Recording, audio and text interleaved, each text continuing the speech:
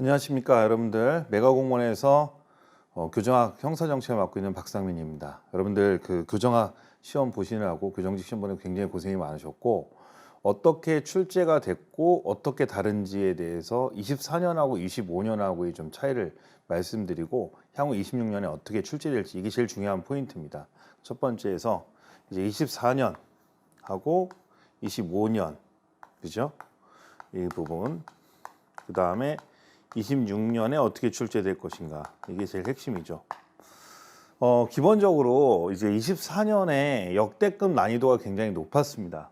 그래서 제가 이제 제 카페, 박상민 교정학 카페, 네이버 카페에 들어가시면은 뭐 제가 평가도 해놨는데 작년 총평도 있어요. 그리고 제가 작년에 문제가 너무 어렵게 나와서 언론사 인터뷰도 이제 했었고, 그다음에 두 번째 이제 이의 제기라기보다는 강하게 이제 학생들 의견을 모아서 본부에다 어필을 좀 했었어요.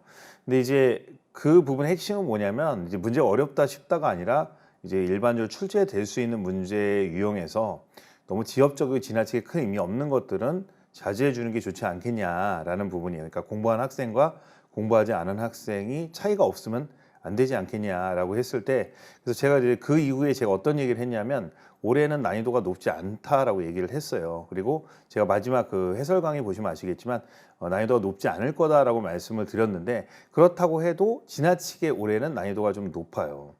그러면 기본적으로 작년에 이제 합격권에 있는 학생들의 점수에 있는 학생들이 보통 60점대 정도였습니다. 60점. 그리고 보통 60점대가 합격권에 있었고요. 올해는 이제 기본적으로 이제 80점대 이상으로 들어옵니다. 갑자기 학생들이 실력이 는 게 아니고 적어도 이제 90점까지도 보고 있어요.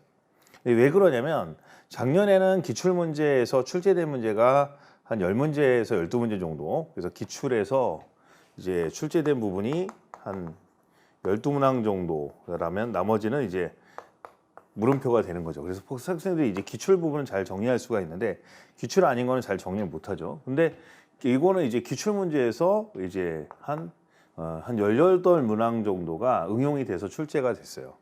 많게는 좀 얘기하면 한 17문항 정도로 보시면 되겠네요. 플러스 알파로 됐습니다. 여러분들 이제 그리고 문제를 한 번도 풀어보지 않아도 답을 고를 수 있는 문제들도 있어요. 그래서 보통 이제 만점이 나오기는 좀 어렵지만, 열심히 공부한다면 최대 맞을 수 있는 게, 작년 같은 경우에는 이제 한 80점 열심히 했을 때 상승 점수가 한 80점까지 가능하다면, 올해 같은 경우에는 한 90점까지는 가능한 경우였어요. 열심히 합격한다면, 공부한다면. 그래서 평점이 굉장히 많이 올라갔죠. 근데 여러분들이 아셔야 될 건, 그 출제 주관처에서는 개별 과목에 대한 편차치를 보게 돼요. 그래서 지나치게 어려우면 좀 쉽게 내라, 또는 뭐 그런 부분들을 좀 논의를 하거든요. 그러니까 개별 과목만 기준으로 하면 올해는 문제가 좀 쉽게 출제가 됐습니다. 전체적인 공통 과목도 쉬웠기 때문에 성적이 올라간 거지, 보통 평균적인 학생들의 실력은 그렇게 차이가 나지 않습니다. 차이가 나지 않아요. 매년 경쟁률에서 뭐 급상승하고 한 건 아니고요. 주로 이제 모집 인원이 가장 큰 영향을 주죠. 합격선에서는 그런 부분이 있고요. 그 다음에 26년에는요, 이 중간값 정도가 될 거라고 봐요. 제가 중간값 정도로 보시면, 한 여러분들이 열심히 공부했을 때 한 80점대 역시 비슷해서, 제가 봤을 때는 난이도가 여기 상이라고 한다면, 이게 하라고 한다면 이게 중 정도로 나올 것이다. 이게 보셔야 됩니다. 그래서 이제 아셔야 될 게, 올해 출제됐던 부분에서는 이제 그 형사정책 조문이 출제가 별로 되지 않았어요. 그래서 그게 여러분들이 좀 점수를 고득점 맞을 수 있는 어떤 것들이 있었고, 그 다음에 내년에는 아마 형사정책 조문이 출제가 되겠죠. 그래서 매년 여러분 출제 경향이 요애랑 요랑 또 23년도랑 보면요, 완전히 달라요. 출제 문제 유형 범위가. 그래서 공부를 할 때 내가 아주 고득점을 맞기 위해서는, 90점 이상을 맞기 위해서는 사실은 출제 경향에 큰 의미가 없어요. 고득점을 맞겠다. 근데 내가 고득점이 아니라 합격 점수만 맞겠다라고 하면 그냥 기출 중심으로 하시면 돼요. 그래서 근데 이제 90점 이상을 맞겠다 그러면 이제 기출 플러스 알파가 돼야 됩니다. 플러스 알파. 그래서 일단은 나는 기본적으로 기출을 잘 공략하는 게 제일 우선이겠죠. 왜냐하면 합격 점수가 돼야 되니까. 그래서 기출만 공략해도 합격하는 데는 지장이 없어요. 왜냐하면 이때도 기출만 공략해도 60점 나왔었으니까 합격선에서. 그러니까 결론적으로 얘기하면 제일 중요한 게 이제 기출 문제를 기반으로 해서 이제 보통 이제 공부를 하시는 게 제일 유리하다라는 걸 말씀을 드리는 겁니다. 보통 한 10년간의 기출 정도를 보고 평균적으로 이제 가늠해서 공부를 하시면 돼요. 그래서 제 강의 중에서도 기출 600자라는 부분이 있는데 그거는 꼭 여러분들이 한번 수강해 보시는 게 좋을 겁니다. 그래서 출제 경향이나 방향이나 이걸 잡아주셔야 돼요. 그래서 승진에서 나오는 문제 유형도 있고 공채에서 나오는 유형도 있는데 일단 공채를 기반한 문제가 우선입니다. 그래서 799 기출문제 한 10여 년간의 기출문제 중에서 자주 출제될 수 있는 부분을 엄선하면 기본적으로 합격선의 점수에 가깝게는 갑니다. 그러나 이제 여자 교정이라든지 또는 남자 중에서 좋은 배치를 갖고 싶은 고득점을 하고 싶은 학생들은 조금 더 해줘야 되겠죠. 그래서 내년에 이제 26년에는 제가 이제 25년에 점수가 고득점이 나온 이유가 점수가 좀 난이도가 쉽게 나온 이유가 뭐냐면 일단은 기출 기반이 많다는 거. 그 다음에 뭐예요? 형사정책 쪽이 출제되지 않는다는 거. 형사정책 부분에서 중요한 문제들이 출제되지 않았다는 거. 이거예요. 그 26년에는 난이도를 좀 주려면 어떻게 해야 되겠습니까? 제가 참고로 강의한 지 이제 20년이 넘었기 때문에 20년이 훨씬 넘었죠. 넘었기 때문에 잘 가르치고 못 가르치고를 떠나서 출제에 대한 흐름이나 이런 것들은 잘 봅니다. 봐요. 근데 이제 이런 부분에서 앞으로 여러분이 공부할 때 요 부분 좀 맞추려고 한다면 기본적으로 기출 문제 위주로 공부를 하시는 게 제일 맞아요. 추가로 하는 것들은 이제 조문이라든지 이런 것들 좀 정리해 주시면 좋겠죠. 조문, 형사형칙의 조문을 올해는 그래서 제가 관건은 올해는 형사형칙이 안 나왔기 때문에 다음에는 변별력을 주려면 형사정책에 있는 소년법이나 이제 보호소년법이라든지 그 외에는 많이 나왔어요. 이때는 형사정책이 많이 나왔거든요. 형사정책 조문이 많이 나왔었는데 형사정책 조문이 안 나왔단 말이에요. 그래서 나왔었는데 그러니까 변별력이 많이 떨어진 거죠. 그러니까 다시 얘기하면 다음번에는 문제를 주려면 요 형사정책에 있는 조문 좀 출제를 해주고 그 다음에 이제 출제를 해주면 됩니다. 다행인 것은 아직까지 이제 9급에서는 판례를 중심으로 출제하지는 않아요. 이제 참고로 보호직은 판례 중심으로 문제가 출제가 되는 문제가 다소 있습니다만은 아직 교정직은 판례 위주로 출제하지는 않습니다. 그래서 그렇게 이제 정리하시면 될 것 같고 이제 승진 문제가 앞으로 이제 승진은 하나의 영역만 가지고 내거든요. 그래서 그 부분이 어떤 영향이 있을지는 올해 승진 기출 문제를 보고 이제 병행합니다. 그럼 이제 여러분들이 공부하셔야 될 건 뭐냐면 기본적으로 이제 정리할 때 기본 강의, 기본서에서 있는 내용들 공부하시고 그 다음에 이제 뭐예요? 제가 보통 강의할 때 이제 기본적인 강의를 하고요. 그 다음에 이제 보통 이제 600제 문제집 같은 거 이제 빈출된 600제, 그 다음에 뭐 천제라고 있어요. 천제가 있는데 이 천제는 여러분들이 심화에서 고득점을 막기 위해서 필요한 부분입니다.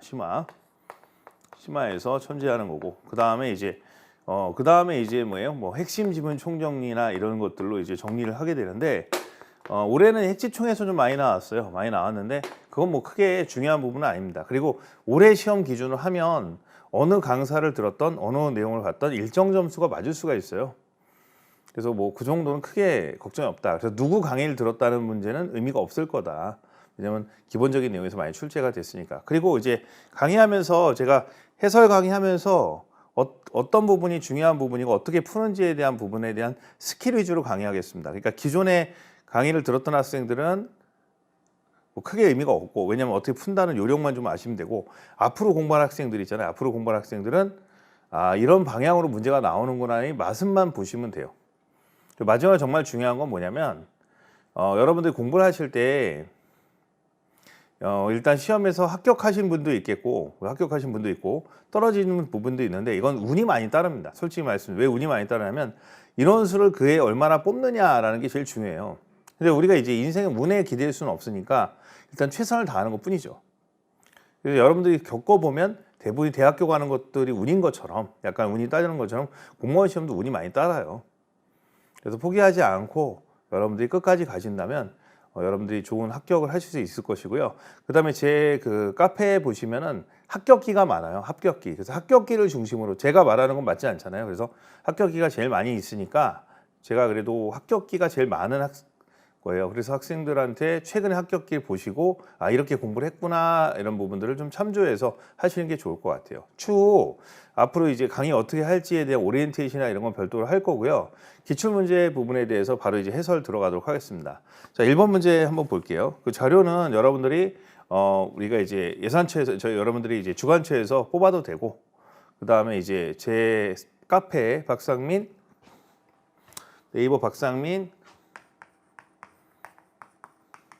빨간색으로 쓰네요. 그렇죠? 범죄학 교정학 연구실이라고 치면 됩니다. 그러면 박상민 교정학이라고 치셔도 되고요. 그럼 그쪽에 이제 카페로 들어가면은 거기에 이제 해설하고 총평하고 다 써놨어요. 여러분들이 공부를 좀 하시는 학생들은 사실 그거 다운받아서 한번 보시는 게 더 빠르실 거예요. 그래서 해설 강의는 가볍게 제가 하도록 하겠습니다. 해설을 다 해놨으니까 바로 들어가도록 하겠습니다. 자, 어떤 문제가 좀 난이도 있는 문제인지를 좀 말씀을 드릴 거예요. 문제 중간에. 그리고 기출문제가인 것과 기출문제 아닌 것들. 자, 1번 문제 보겠습니다. 숀베리의 상호작용에 대한 설명으로 옳은 것이란 뭔데요? 숀베리. 이 숀베리는요. 자, 답이 1번인데 사회통제이론과 사회학습이론이 결합한 통합이론이다. 이건 제가 모의고사에 냈었던 문제고 수업 시간에 굉장히 강조했던 문제인데요. 왜 그러냐면 제가 강조하고 싶어도 강조한 게 아니고 다른 시험에 이 문제가 출제가 됐어요. 보통 이 범죄에 관계된 이론들 문제는 경찰 문제를 많이 끌고 옵니다. 경찰 문제. 그래서 경찰 범죄학 문제를 끌고 오다 보는데 이 부분이 그쪽에서 강조가 됐어요. 그래서 이 부분 지문은 나오지 않을까라고 생각해서 이걸 강조를 했거든요. 수업 시간에. 그리고 출제된다고 말씀드렸고 그 다음에 이게 어떤 내용이냐면 숀베리가 이제 상호작용 이론은 이제 예를 들어서 첫 번째가 뭐죠? 부모하고의 관계가 느슨해지는 거예요. 청소년이 되면 부모하고 관계가 느슨해지죠. 어렸을 때보다. 그러면 그 느슨해진 관계에서 뭐야?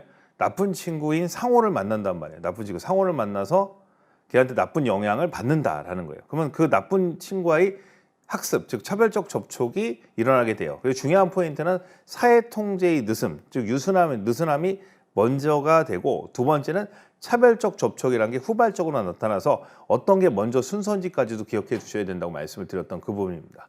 그래서 답은 1번이 되겠습니다. 자, 그 다음에 2번 지문에 보시면요. 이거니까 시험에서 포인트는 뭐하고 뭐가 더해졌는지야. 그러니까 김치찌개는, 만약에 두부 김치찌개는 두부와 김치찌개로 구성됐다. 이 문제예요. 그래서 별거 어려운 거 아니고요.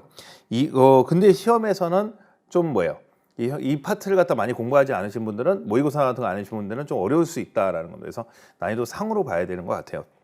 두 번째 질문 보겠습니다. 이거는 1번만 알면 되는 문제예요. 나머지 2번 질문은 청소년의 비행 경로를 조기 개시형과 만기 개시형으로 했을 때 이거는 패터슨이죠. 수업 시간에 강조했던 패터슨. 사회적 반응이 일탈의 특성과 강도를 규정하는 원인이다라고 했을 때 요거는 이제 사회적 반응이 일탈의 특성과 강도를 규정하는 원인이다라는 것은 주로 낙이론과 연관되는 거고요. 사회학습의 요소로 차별적 촉, 차별 강화, 애착, 모방인데 강화라는 단어 밑줄 그시면 돼요. 강화는 A 커스의 차별적 강화 이론이죠. 그러니까 애가 커가지고 A 커스 강화가 된다는 거예요. 보상과 처벌을 통해서 나타난다라는 거예요. 그래서 시험에서 이거 쉬운 문제는 아니었습니다. 그러나 항상 시험에 출제될 때 범죄학 문제, 그러니까 범죄 이론 문제들은 한 문제를 내더라도 좀 괜찮은 문제 하나, 그다음에 난이도 낮은 문제 하나, 두 개를 병행하기 때문에 이 한 문제 잡으려고 굉장히 많이 공부해야 돼요. 그렇다고 한다면 트렌드 문제를 많이 보셔야 돼요. 다음에 이제 이번에 숀베리가 나왔기 때문에 다음에는 뭐 머튼이 나올 수도 있고요. 한 문제는. 두 번째는 뭐 예를 들어서 숀베리가 나왔기 때문에 다음에는 우리가 아마 헤이건이 나올 수도 있고 다양한 학자가 출제될 수가 있습니다. 예상되는 학자들이 좀 있죠. 허쉬가 나올 수도 있고요. 자, 그 다음에 이제 2번 문제 보겠습니다. 이건 법령 문제죠. 형의 집행 및 수용자 처우에 관한 법률상 미결 수용자의 처우에 대한 성 옳지 않은 것이라고 되어 있어요. 이건 기출문제입니다. 기출문제 그대로 나온 거예요. 소장은 미결 수용자가 징벌 집행 중인 경우 1번 지문 변호인과의 접견 시간의 횟수를 제한할 수 있다. 변호인과의 접견은요 방어권 행사이기 때문에 횟수나 이런 거 제한할 수가 없습니다. 징벌 중이라 하더라도 조사 중이라 하더라도 이건 조문에 그대로 나와 있는 거고요. 이건 틀리는 학생이 거의 없습니다. 나머지 2번, 3번, 4번도 다 조문에 관계된 거고요. 그러니까 결국 변호인에 대한 우리가 미결 수용자의 방어권에 관한 문제예요. 그래서 계속 긴출됐던 기출 지문입니다. 그래서 변호인 나오면은 키워드가 뭐죠? 변호인에 대해서는 제한할 수 없다로 끝나야 돼요. 변호인 나오면 제한할 수 없다. 패턴 지문이에요. 그래서 정리하시면 되겠고 3번 지문 보겠습니다. 이 3번 질문은요. 교도 작업의 운영 및 특별회계에 관한 법률인데 특별회계라는 건 딴주머니라는 거죠. 딴주머니. 옳은 것이 문제니까 이것도 기출지문이에요. 기출지문. 기출지문이고 출제됐던 문제 그대로 카피해서 낸 겁니다. 자, 첫 번째가 특별회계는 교도소행 운영 관련인데 특별회계는 법무부 장관이 관리하고요. 그다음에 특별회계의 결산상 잉여, 남은 돈이죠. 남은 돈은 다음 연도에 1월 1일에 통장에다 넣는 걸 이입이라고 합니다. 이건 패턴 조문 그대로 낸 겁니다. 자, 교도작업에 생산된 제품은 민간기업 등에 판매할 수 있어요. 우리나라에서 법조문. 법무부 장관은 교도작업에 생산된 제품의 종류와 수량을 회계년도, 회일이죠. 1개월 전까지 공고한다. 최근에는 4번이 답으로 나온 게 많았죠. 그래서 이거는 조문 그대로 해서 숫자만 바꿔놓고 낸 문제로 기출문제 그대로 카피한 겁니다. 그래서 2번, 3번은 기출문제 그대로 나온 거고요. 그 다음에 이제 4번 문제도 형집행법이죠. 형의 집행 및 수용자 처우에 관한 법률 시행규칙상 경비처의 조정 등에 관한 점 옳지 않은 것이라고 되어 있어요. 자, 나머지는 뭐 중요하지 않고요. 3번 지문에 보면은 다 이것도 기출 문제입니다. 똑같이 나왔어요. 조정된 처우 등급에 따른 처우는 조정이 확정된 15일이면 16일 다음 날부터입니다. 다음 날. 그래서 다음 날부터 대우를 해주게 돼 있어요. 그리고 나중에는 초일부터로 계산한다. 이게 시험에 출제가 되는데 맨날 나왔던 문제입니다. 맨날 나오는 거. 다음 달인지 다음 날인지 이렇게 물어본 문제가 있었죠. 그래서 이거는 국내에 있는 모든 기출문제집이 다 있는 거니까 여러분들이 틀리지 않으셨을 겁니다. 뭐 틀렸을 수도 있겠지만 조문의 문제가 대부분이에요. 그래서 올해 이번에는 형집행법에 관계된 문제들이 많이 출제가 됐어요. 그러나 평이하게 나온 편입니다. 문제를 점수를 주기 위해서. 그러면 내년 절대로 그렇게 출제하지 않아요. 그러니까 겁주는 게 아니라 여러분들 24년도 문제랑 25년도 문제를 비교해서 보시면 돼요. 그러면 26년도 문제를 예측할 수가 있어요. 그래서 여러분들이 말씀드릴 건 다시 한번 얘기하지만 내가 이 정도 시험에 나오게 되면 목표 점수가 70 정도를 목표로 하시고 이렇게 나오게 되면은 목표 점수를 90 정도로 하고 이렇게 만약에 이게 중간값이면 80 정도로 목표를 하는 거예요. 그러니까 목표 점수가 중요한 게 아니라 어렵게 나올 때는 남들보다 조금 더 맞으면 되는 거고 쉽게 나올 때는 남들만큼 맞으면 되는 그런 거예요. 그래서 그렇게 생각하시면 될 것 같습니다. 그리고 참고로 저도 형사소송법 선생님한테 여쭤본 결과는 올해 형사소송법도 쉽게 나왔기 때문에 내년 조금 공통 과목의 난이도가 조금 올라갈 수가 있습니다. 조만간 이제 국사가 폐지될 흐름이기 때문에 공통 문제들이 좀 난이도가 높아져야 될 흐름이긴 해요. 슬슬 준비를 해야 되기 때문에 변별력을 주기 위해서. 그래서 그런 부분을 감안해서 생각하시면 되겠습니다. 그래서 제가 작년에는 그런 얘기를 했어요. 강의하면서 앞으로 어렵게 안 나올 거다 그랬더니 학생들 비난이 되게 많았어요. 네가 어떻게 아냐 이렇게 얘기한단 말이에요. 근데 사실 아무 얘기도 안 하는 게 낫죠. 어떻게 나올지에 대해서. 근데 사람들이 제 목소리나 입만 보고 있는데 제가 예측을 해줘야 되잖아요. 그래서 올해는 제가 말씀을 드리는 건 내년에는 내년 시험에서는 중간값 정도에서 조금 굳이 따지면 이쪽에 가까울 겁니다. 25년도 쪽에 가까우고 24년도보다는. 그러니까 24년보다는 좀 26년도보다 좀 문제가 어려울 뿐이니까 기본적으로 원래 하던 공부대로 하시면 된다는 얘기예요. 네, 됐습니다. 자, 5번 문제 보겠습니다. 형의 집행 및 수용자 처우에 관한 법상 수용의 정보 공개 청구에 대한 내용이에요. 5번 문제. 그래서 이거는 답이 법지소죠. 법무부 장관, 지방교정소장까지 조문이죠. 답은 2번이 됩니다. 우리 여러분들 아시다시피 교정본부장이 시험에 나오면 틀린 답이라 볼 수가 있어요. 패턴 지문이었죠. 교정본부장은 어디도 적용되지 않습니다. 중앙급식 외에는 적용되지 않아요. 그 다음에 이제 6번 치료 감호 등에 관한 법률의 치료 감호에 관한 설명을 옳지 않은 것. 이건 기출문제 그대로 카피한 거죠. 그래서 3번 지금 보겠습니다. 치료 감호와 형이 병과되었을 때는 치료를 먼저 집행하며 치료 감호를 이 경우 치료 감호의 집행기간은 형 집행기간에 제한한다. 이건 한 10번 이상 출제되는 거죠. 늘 산입한다. 답은 3번이 되겠습니다. 나머지는 설명할 게 없죠. 기출문제 그대로 나왔으니까. 근데 7번 문제가 좀 난해했다는 학생들이 좀 있더라고요. 왜 그러냐면 이제 교정사는 역사거든요. 매년 이제 교정사가 출제가 될 때는 출제 안 된 교정사가 요즘에 출제되는 경향이 있어요. 그래서 여러분 아셔야 될 것은 교정사는 틀릴 확률이 좀 높습니다. 꼼꼼하게 보지 않는 이상. 그래서 고득점을 목표로 하는 학생들만 교정사를 보게 되는데 이걸 이제 푸는 요령을 한번 볼게요. 자, 1번의 감옥규칙이 뭐죠? 형집행법에 해당하는 내용이에요. 자, 옳지 않은 것인데 감옥규칙의 제정으로 사법권이 행정권으로부터 독립되었다. 자, 여러분 생각해 보세요. 규칙이라는 행정규칙이나 이런 법이 그죠? 이게 사법과 행정권 나눌 수는 없잖아요, 그걸로. 그죠? 그래서 원래는 정확하게는 이제 재판소 구성법이라는 게 구성법이 들어오면서 사법권과 행정권이 분리가 된 거예요. 해설에 넣었지만 그래서 이거는 느낌적인 느낌으로 풀 수가 있습니다. 그다음에 형법대전은 근대 서구의 법체계를 모방한 법전이다. 이건 수업 시간에 많이 얘기했죠. 왜? 그 외국의 법을 베꼈다라는 거예요. 당연히 우리나라가 뭐예요? 서양의 법을 갖다가 베낄 수밖에 없잖아요. 그걸 개수할 수밖에 없으니까 당연한 거고, 기후각서는 당연히 뭐야? 국사 시간에 배웠잖아요. 그래서 통감부, 이건 상식적 통감부가 모든 권한을 갖게 되니까 국사로 푸는 문제고요. 마지막에 미군정기의 재소작 석방 청원제는 수업 시간에 항상 출제되는 부분이라고 했으니까 나오는 부분이고, 그래서 자 2번, 3번, 4번을 갖다가 뭐예요? 소거하다 보면 답은 1번밖에 안 나옵니다, 사실은. 그래서 이거 소거형 문제를 풀어야 돼요. 만약에 못 외운 학생들은 소거형, 물론 교과서에 실려 있긴 하지만 잘 몰랐을 때는 소거로 푸는 문제입니다. 쉽지는 않았어요. 네. 그 다음에 이제 8번 문제. 형의 집행이 수용자 처우에 관한 법률 시행규칙상 자비구매 물품 등에 대한 설명으로 옳은 것은 이라고 되어 있는데, 자 거기 옳지 않은 게 나머지죠. 그래서 첫 번째 지금 보겠습니다. 소장은 감염병의 유행으로 자비구매 물품의 사용이 중지된 경우에는 구매 시간 제한하여야 된다는 할 수 있다라고 해서 이것도 시험에 출제된 바가 있는 기출 지문입니다. 기출 문제예요. 2번 소장은 교도작업 제품으로서 자비구매 물품으로 적합한 것은 법무부 장관이 지정받은 자비구매 물품 공급자를 거쳐 우선적으로 공급할 수 있다. 이 2번 지문은 수업 시간에 마무리할 때도 굉장히 강조했던 지문이에요. 중요한 지문이다. 직접 공급이 아니라 공급자를 거친다라고 수업 시간에 얘기했던 그 부분이죠. 그래서 강조했던 문제입니다. 요거.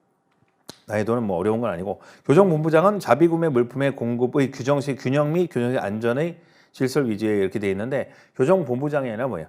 법무부 장관이죠. 교정본부장 나오는 건 무조건 틀린 답이라고 그랬잖아요. 이거 기출지문 나왔던 거고, 소장은 공급 제품이 4번 부패, 파손, 규격 미달, 그 밖의 사유로 수용자에 공급하기 부적당을 인정하는 경우에는 교정본부장이 틀렸죠. 그래서 소장이 아니라 검수관이 소장한테 보내는데, 중요한 건 이걸 다 외우지 않아도 뭐예요? 교정본부장이 나왔기 때문에 틀린 답이 되는 거예요. 패턴 지문입니다. 패턴 지문. 그래서 답은 2번이 되겠습니다. 이건 2번 지문 알아도 풀 수 있는 문제이기 때문에 문제의 난이도는 높지 않습니다. 그 다음에 이제 9번 문제 보겠습니다.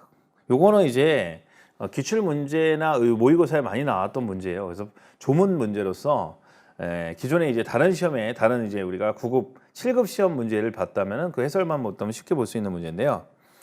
조문 문제입니다. 이게 나올 때가 돼서 나온 거예요. 그래서 작년 모의고사, 재작년 모의고사 계속 냈던 내용이죠. 형의 집행 및 수용자의 처우에 관한 법률상 작업 시간 등에 관한 설명을 옳지 않은 것이라고 되는데, 4번 지문 볼게요.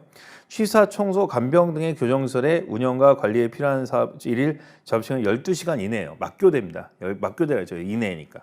막교대로 합니다. 그래서 초과가 아니라 이내가 됩니다. 이건 기출지문과 유사한 거기 때문에 크게 신경 쓰지 않으셔도 됩니다. 그 다음에 이제 억제이론에 대한 설명 옳은 것은 이라고 되어 있는데, 이 문제는 아까 제가 숀벨이라고 1번에 나왔던 문제가 난이도가 높았기 때문에 이걸 난이도를 좀 낮춘 겁니다. 인간은 첫 번째 옳은 것. 억제이론은 뭐예요? 고전학파의, 현대 고전학파의 이론이죠. 그래서 인간이 자유의지를 갖기 때문에 쫄아서 범죄를 안 한다는 거죠. 1번, 인간은 자유의지를 가지고 합리적 판단에 따라 행동한다. 의사 자유론 1번 맞습니다. 자, 처벌의 엄중성은 처벌받은 가능성. 이건 확실성이라고 하죠. 처벌의 확실성은 3번, 처벌의 범죄 억제를 의미한다라고 하면 이거는 뭐예요? 엄중성이 되죠. 처벌의 신속성은 초기 고전주의 범죄학자들의 언급에 있어 가장 강조한 핵심이다. 가장 중요한 것은 뭐라 했어요? 제가 확실성이라고 했죠. 베카리아가 확실성. 예의 없이 처벌하는 거. 이렇게 정리하시면 됩니다. 그래서 이 문제는 뭐예요? 누구나 풀 수 있는 문제이기 때문에 크게 어렵지는 않으셨을 거예요. 키워드만 알면 되는 거죠. 그래서 기출문제가 그대로 출제가 됐어요. 자, 1번 교도관 직무규칙상 사회복귀 업무의 교도관 직무에 관한 설명을 옳지 않은 것은, 이게 이제 문제인데요. 보통 이게 7급에 나옵니다. 조문 문제예요. 7급. 그러니까 원리가 일반 형 집행법에서 9급은 나오게 돼 있고, 교도관 직무규칙은 보통 7급에 출제가 되는데 7급 문제가 옮겨졌기 때문에 좀 난해할 수 있는 문제입니다. 그래서 틀려도 되는 문제인데 내년에는 아마 이게 변형돼서 문제를 출제할 수가 있기 때문에 모의고사 이걸 대비해서 교도관 직무규칙에 관한 내용들을 좀 우리가 문제에 많이 실어드려야 될 것 같아요. 왜냐하면 기출 문제가 많이 없기 때문에 교도관 직무규칙에 관한 문제는 이제 어차피 변별력을 주려고 낸 것 같아요. 거기 지문에서요. 자, 그러면 이제 사회복귀 업무 교도관 밑줄 그으시면 주로 기후나 교육 이런 것들을 담당하는 사람이에요.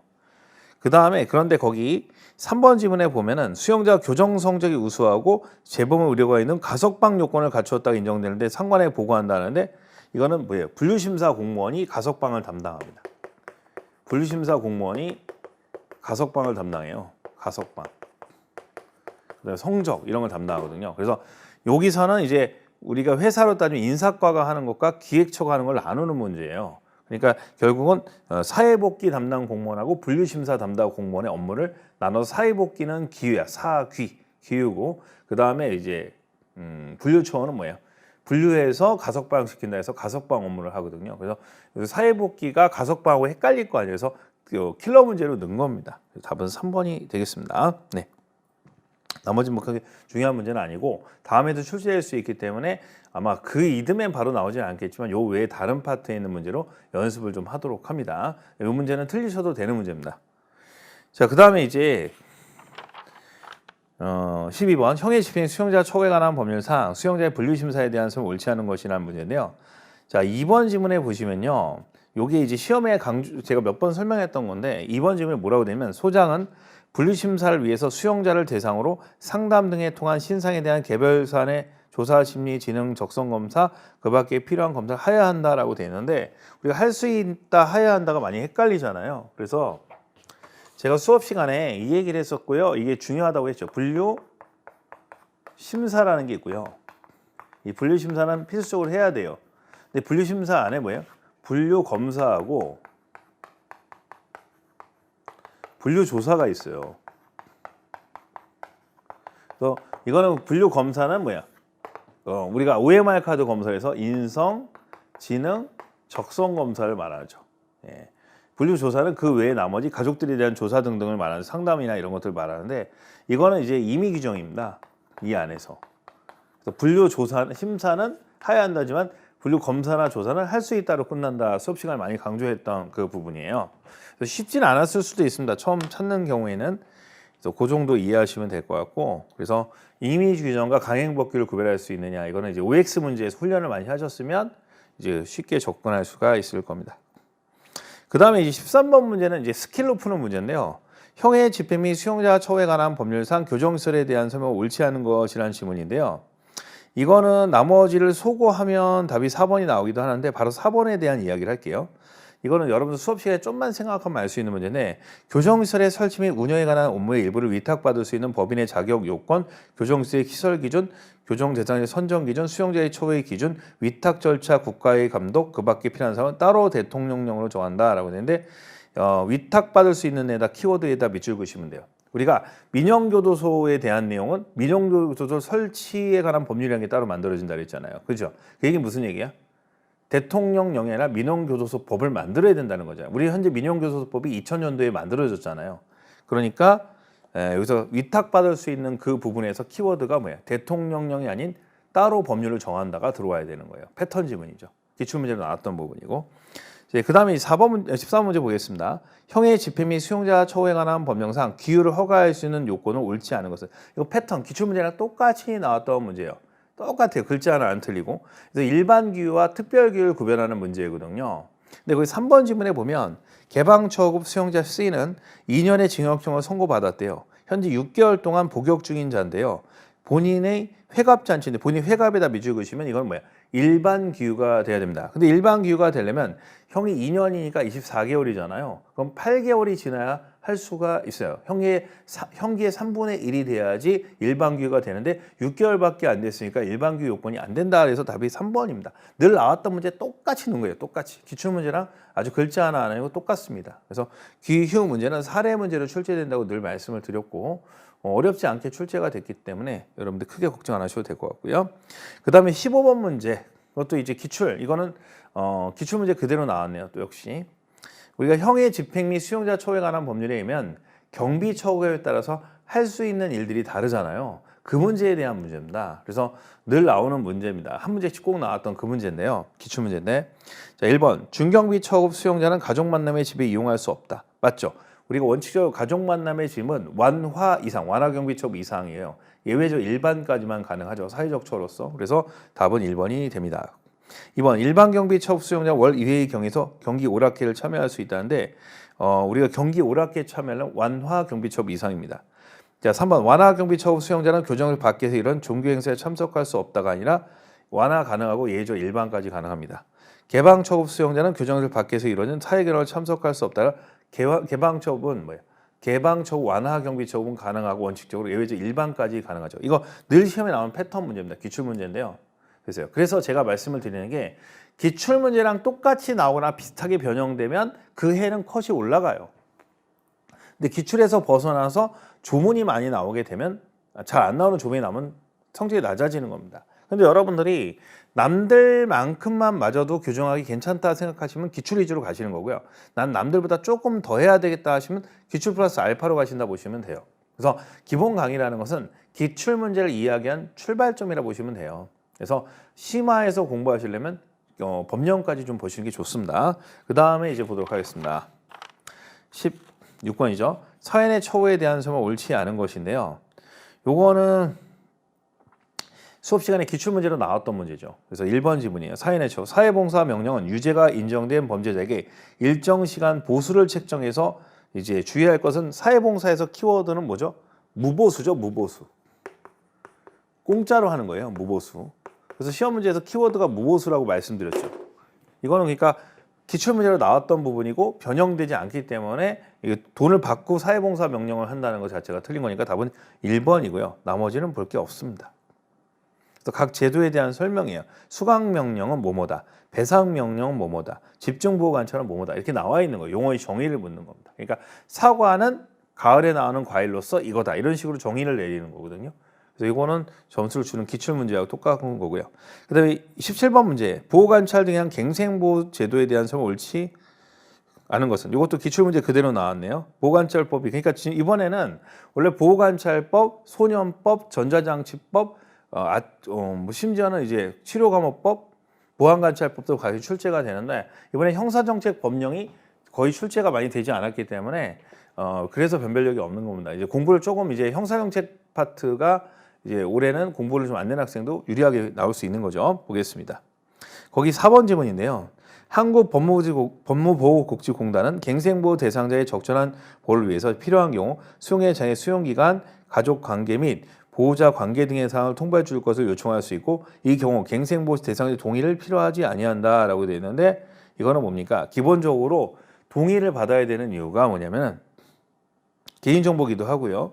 그리고 기본적으로 여러분들이 우리나라는 갱생보호가 영국과 달리 당연한 갱생보호가 아닌 임의적 갱생보호, 즉 신청주의를 취하기 때문에 그렇습니다. 그래서 여기서 추론할 수 있는 게 답은 4번이 될 수밖에 없겠죠. 그 다음에 이제 18번 문제는요.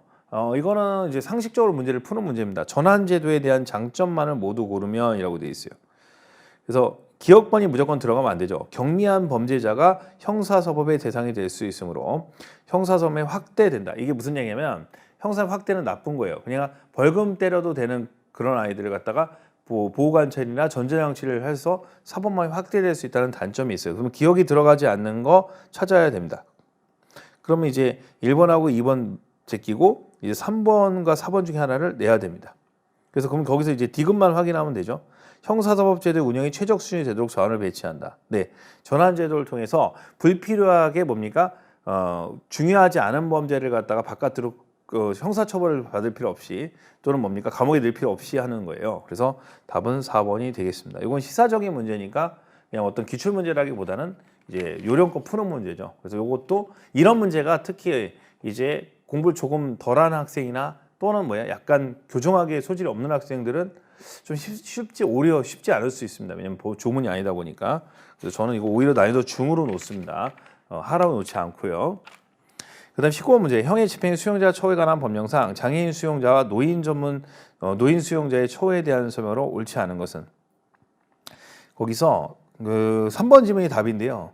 소장은 노인 수용자가 작업을 원하는 경우에는 나이 건강 상태를 고려해서 해당 수용 감당할 수 있을 정도의 작업을 부과돼 이 경우 누구? 의무관의 의견. 그러니까 건강에 관계된 것은 무조건 의무관의 의견을 듣고요. 기출문제에서 여러분 알겠지만 우리 형집행법 라인에서는 보안과장이 시험에 나오는 경우가 없습니다. 그래서 이건 기출지문 그대로 나왔기 때문에 이건 답은 3번이 되고요. 어려운 문제는 아닙니다. 20번 문제 보겠습니다. 다음 교정처우 이념에 대한 설명을 옳지 않은 것은 소년보호 사건의 경우 판사가 소년의 품행을 교정하고 피해자를 보호하는 데 필요하다 인정하면 소년에게 피해 변상 등의 피해자 화해를 권고할 수 있고 화해가 잘 이루어진 경우에는 이를 보호 처분 결정에 고려할 수 있다. 이건 소년법상의 뭐예요? 소년 판사의 화해에 관한 내용입니다. 그러면 이제 거기 보시면요. 이건 스킬로 풀 수 있는 문제인데요. 자, 거기 공식적인 형사사법 체제의 가해자에 부여하는 낙인 효과를 줄일 수 있다. 낙인을 줄일 수 있죠. 왜? 우리가 회복적 사법에 의해서 낙인을 줄인다. 이건 맞는 문제고요. 회복적 사법. 범죄의 정황, 가해자, 피해자의 사건에 관련한 사안에서 개별적으로 그 아이가 왜 그랬는지 뭐 했는지 고려할 수 있다는 얘기예요. 세 번째, 강력범죄보다는 소년범죄에 적합하기 때문에 사회적, 거기까지는 맞아요. 사회적 무질서를 바로잡는 건 무관하다가 아니라 이 사회적 재통합을 통해서 반성과 화해를 통해서 무질서를 잡는 거예요. 쭉 법으로만 무질서를 잡는 게 아니라 반성과 화해를 통해서 하게 됩니다. 낙인을 시켜서 다른 범죄를 가지 않도록 해서. 그래서 키워드는 무관하다가 틀린다고요. 무관하다. 보통 법률에서 무관하다는 얘기 잘 안 나오죠. 가해자가 하여금 자신의 행동에 대한 원인과 결과를 직시하게 하고 행위에 대한 진정한 책임을 갖게 한다 이렇게 돼 있어요. 그래서 이거 소년법 화해는 회복적 사법에 관한 내용이다라고 말씀을 드렸죠. 이번 문제는요. 제가 봤을 때는 그렇습니다. 7급의 스타일의 문제가 한 3문제 정도가 있어요. 보통 이제 9급에서는 바로 조문을 묻는 문제가 있는데 이번 시험의 문제 유형은 이 내용의 정신, 의미 이런 것들을 묻는 문제가 다수가 실려 있었습니다.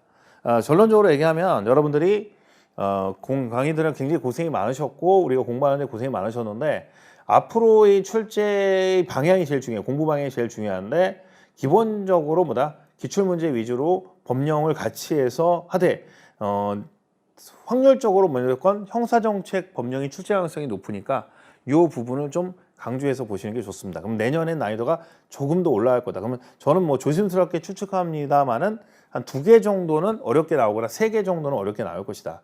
근데 제가 말씀드렸을 때 무조건 어렵게 나온다는 건 기정사실이에요. 지금보다는. 근데 그걸 이제 받아들이고 거기에 맞춰서 기존에 공부하던 방식대로 하면 됩니다.